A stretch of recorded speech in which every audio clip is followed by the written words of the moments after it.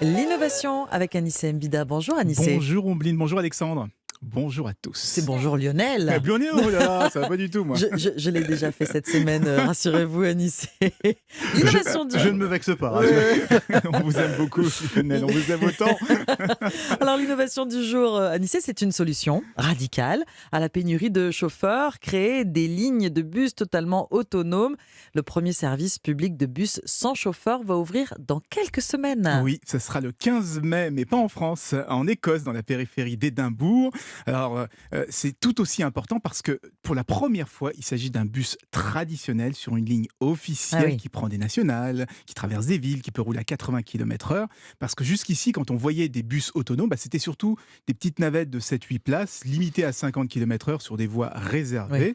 On sait aussi que la plupart des opérateurs de transport, ils travaillent sur des véritables bus autonomes, mais pour l'instant, ça se limite à des expérimentations. Aucune date de mise en service n'a encore été évoquée. Donc c'est très intéressant de voir le premier service se lancer officiellement.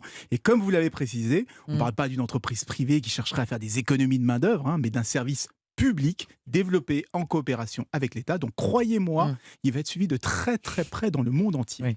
Comment ça se passe Tout est automatisé ou il y a quand même un être humain en cas de problème? Alors si, il y aura quelqu'un pour rassurer. Vous imaginez le bus qui arrive, il freine, il tourne tout seul, mais il n'y a Oui. personne au volant. Même moi, j'aurais Angoisse. peur de C'est un monter C'est un à peu l'angoisse l'intérieur. quand même. Ouais. Donc dans un premier temps, il y aura toujours quelqu'un qui jouera un peu le rôle des liftiers de l'époque. Je ne sais pas si vous le savez, mais avec les tout premiers ascenseurs, les gens étaient terrorisés de monter à l'intérieur. Donc ça les rassurait qu'il y ait un employé de la compagnie qui soit présent en cas de problème. Et puis petit à petit, l'inquiétude a disparu et on a remplacé les liftiers par un interphone. Et ça sera certainement la même chose avec les bus autonomes.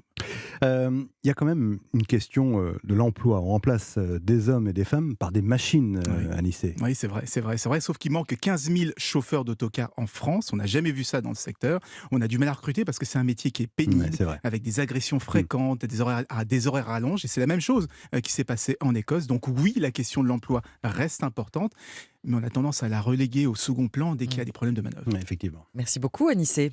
Dès 9h.